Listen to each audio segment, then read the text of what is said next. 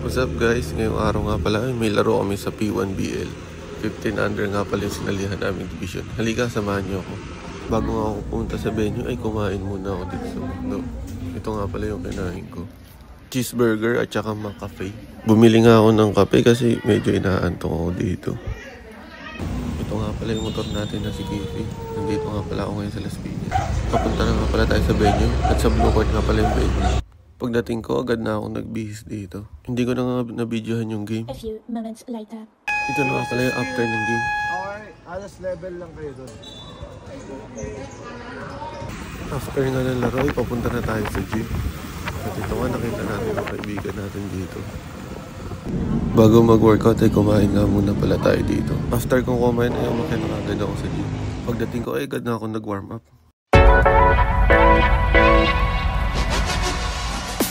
After nga natin mag-warm up ay nag-glutes exercise na tayo.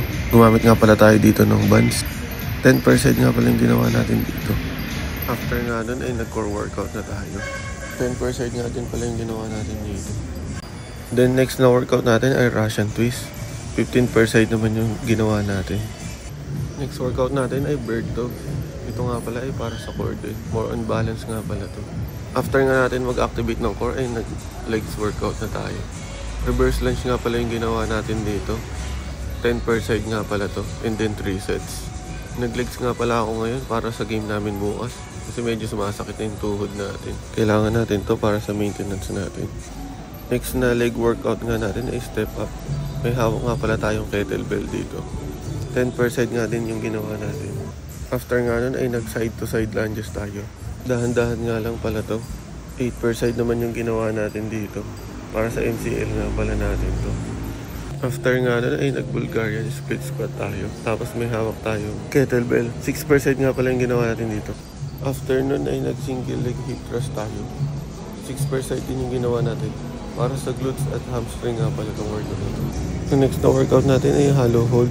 Tapos may bands nga pala tayong gamit dito. Tapos nag-high knees tayo. Ang workout na to ay nakakatulong sa hip flexor at core natin.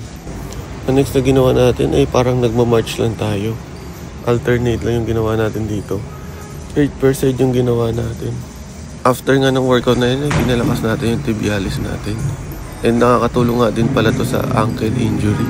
Kailangan ko kasi palakasin yung mga muscle na maliliit na nakapaligid sa tuhod natin. After nga nun, nag-finisher na tayo. Core workout nga pala yung panapos natin dito. Nagde-10 each variation nga pala yung ginawa natin dyan.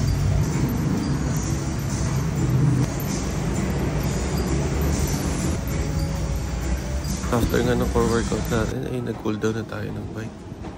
Ito na yung pinakamahirap na part, yung pagbaba ng hagdan after mo mag-legs.